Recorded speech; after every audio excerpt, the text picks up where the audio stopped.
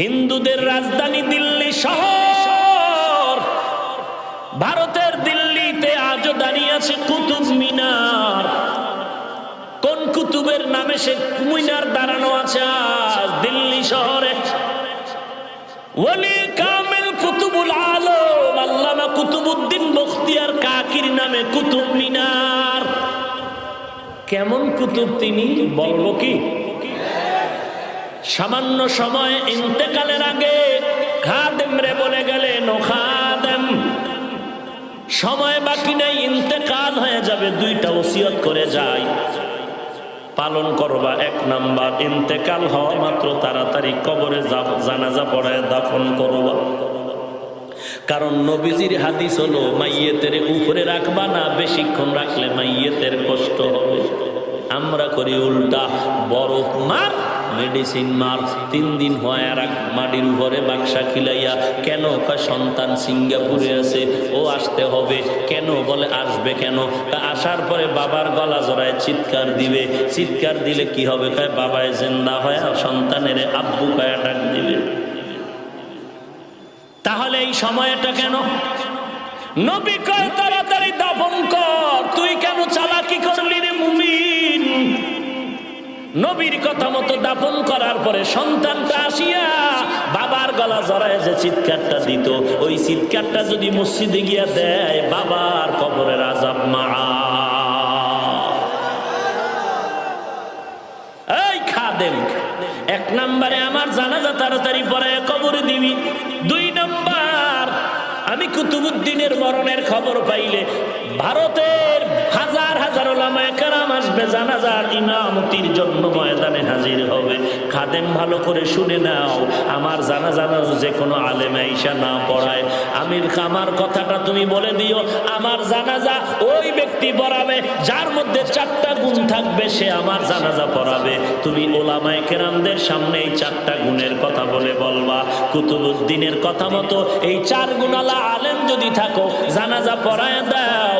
যদি 4 গুণালা ব্যক্তি না থাকে, আমি কুতুবউদ্দিনের জানাজা যেন না পড়ায়। আল্লাহর ওলি কুতুবউদ্দিনের ইন্তেকাল হয়ে গেল।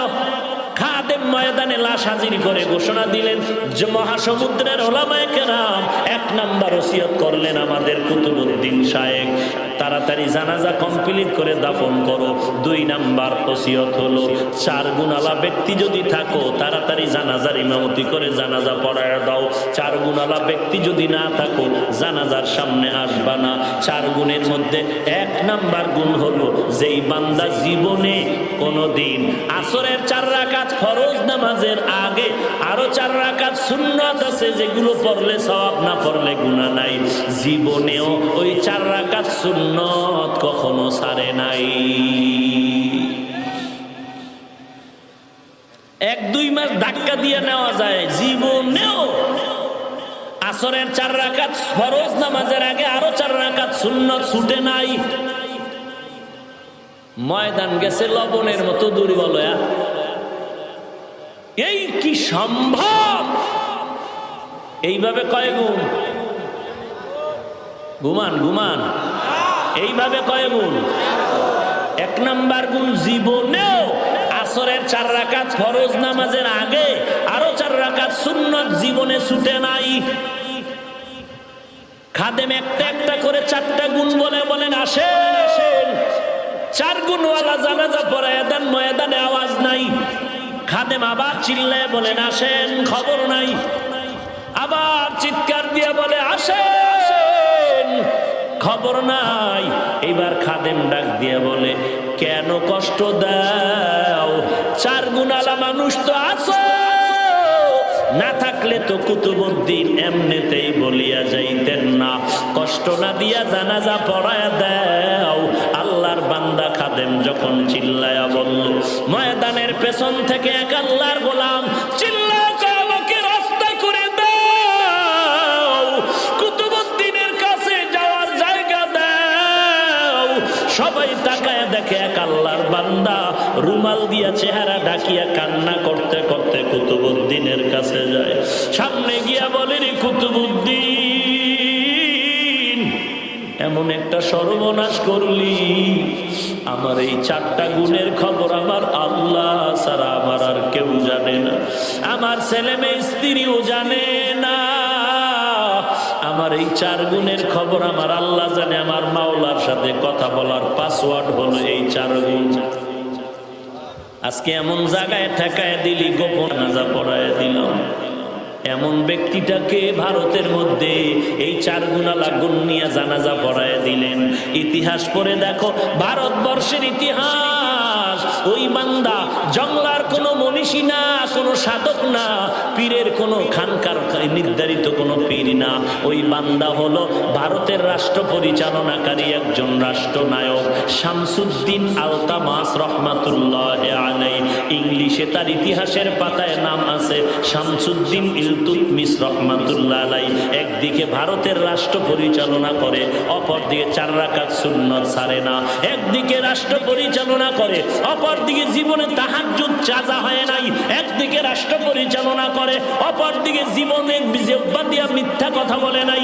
একদিকে রাষ্ট্র পরিচালনা করে, অপরদিকে 2 চোখ দিয়া বেগানার দিকে কখনো তাকায় নাই। এরে আল্লাহর গোলাম, কেমন আল্লাহওয়ালা 4 গুণালা শামসুদ্দিন আলতামাস রহমাতুল্লাহ আলাইহি জানাজা পড়ায় দিলেন।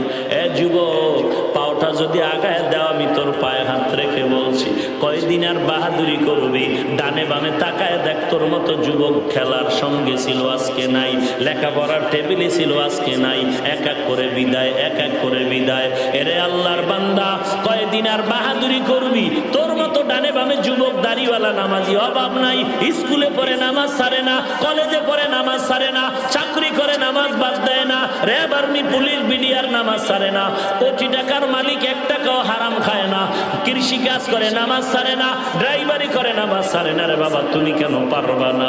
কয়দিন আর বাহাদুরি করবি? কত যুবক আইসা কান্না করে দোয়া চায়।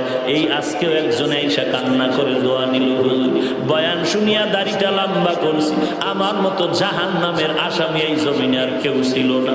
এমন কোন গুনাহ নাই যে গুনাহ আমি আর কোসারি নাই। আজকে আল্লাহ আমাকে হেদায়েতের দরজায় নিয়ে আসছে, একটু মাথায় হাত দিয়া দোয়া করে দেন, আর যেন গুনাহের কাছে না যাই। কারণ গুনাহের কারণে যে আযাবের কথা আপনারা কোরআন দিয়া বলছে, ওই কবরে জাহান্নামের আগুন 1 সেকেন্ডের জন্য সহ্য করতে পারবো না। এর থেকে আরো ভয়াবহ হালাত হবে হাসরের ময়দান। ওই সূর্যটা মাথার উপরে চলে আসবে, সূর্যের তাপে জমিনটা তামা, গুনাহগারের মাথার মগজগুলো টাস টাস করে ফেটে যাবে। ওদিকে জাহান্নামের আওয়াজ, আয় আল্লাহ গুনাহগার গুলো তাড়াতাড়ি আমার ভেতরে দিয়া দাও। একদিকে আমার আল্লাহ রাগান্বিত আওয়াজ নিয়ে বলবেন, ওমতাজুল ইয়াউমা আইয়ুহাল মুজরিমুন। আল্লাহ তাআলা বলবেন, রে গুনাহগারের দল, তোমরা নেককারদের থেকে আলাদা হয়ে যাও। এরে নবীর উম্মত, আল্লাহর কাছে চোখের পানি ছেড়ে কান্না করো। মা বাবা তোমার নাই, কবর থেকে দোয়া চায়। ও এতিম সন্তান, আমার নবীও দুনিয়াতে বড় এতিম, এরপরও তায়েফের ময়দানে কত রক্ত ঝরাইলেন দিনের জন্য। আজকে তোমার চোখে কেন পানি নাই? একমাত্র কারণ গুনার কারণে তোমার আমার দিলটা পাথরের মতো শক্ত হয়ে গেল। আল্লাহর কাছে মাথাটা নত করে বলো, আল্লাহ এই ময়দানে আমার মতো গুনাহগার কেউ নাই। আজকে তওবার দরজায় ফিরতে চাই, তুমি তৌফিক দাও। আর জীবনে গুনাহের কাছে যাব না, নামাজ ছাড়বো না, বেপরদায় চলবো না। ও আল্লাহ, তওবা করার মতো তৌফিক দাও, তওবার উপরে মজবুত হয়ে চলার মতো তৌফিক দান করো। আয় আল্লাহ, কান্নাওয়ালা চক্ষু দান করো। আল্লাহর কাছে বান্দা যখন চোখের পানি ছেড়ে তওবার নিয়ত করে, আল্লাহ তাআলা রহমতের বিনিময়ে তার জীবনের সব গুনাহগুলো মাফ করে দেয়। আল্লাহর কাছে কান্না করো, না আসলে নবী বলেন কান্নার বাহানা করে ক্ষমা চাও। ও আল্লাহ, তুমি মাফ করে দাও। 1 সেকেন্ডের আযাব সহ্য করার শক্তি আমার নাই, আমি গুনাহ নিয়ে কবরে যেতে চাই না। তওবা করার যদি নিয়ত অন্তরে থাকে, মুনাফিকি না থাকে, খাঁটি তওবার নিয়তে 2 হাত আমার আল্লাহকে দেখায় দাও। আয় আল্লাহ, সবার হাত কবুল করে নেন।